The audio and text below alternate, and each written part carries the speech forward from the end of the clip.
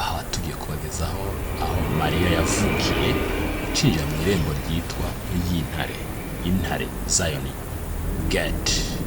Niho tushikira hirya gato metero zitarenze 10 aho Mariya yavukiye. Turahari igice turabonamo naho yahambwe amaze kuva mu runa mubiri. Imana ikomeze itugire neza.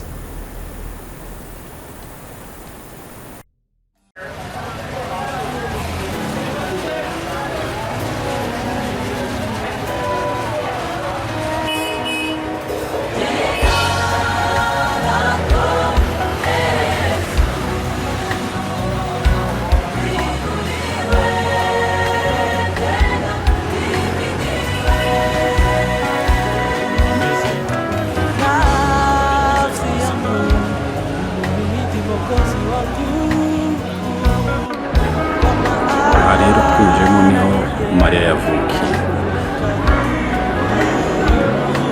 Mariya yavukiye hano, nyina wa Yesu yavukiye hano kabisa. Twinjiyemo turebe.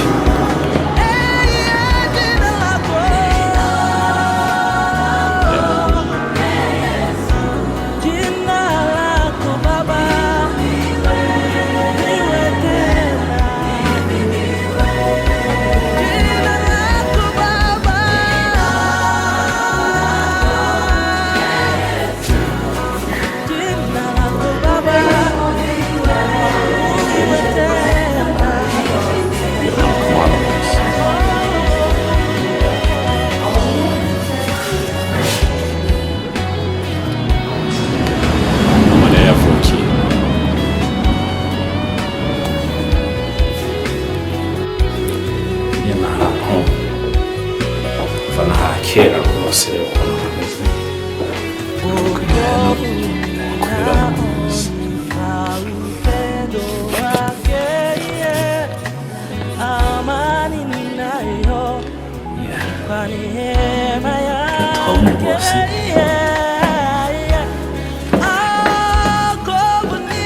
Mariya yavukiye.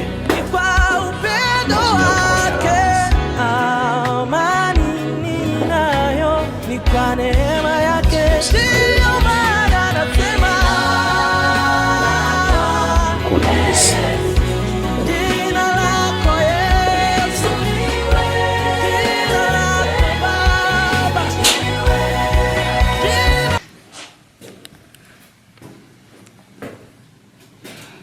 Kongera kuzamuka hariya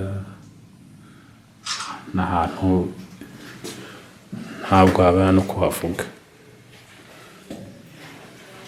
Mariya niho yavukiye rwose.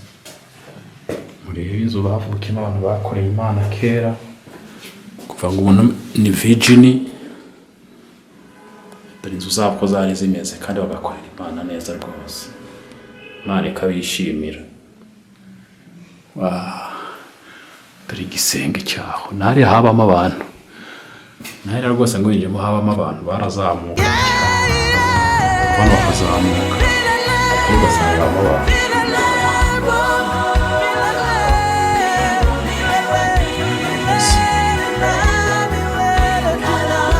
Turasohotsemo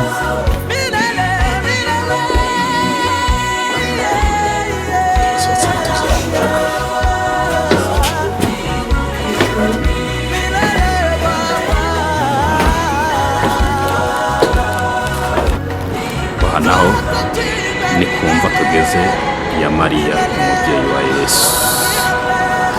Dore irimo hano hashinguye umubyeyi wa Yesu. Mariya ni hano kabisa. Mariya ndani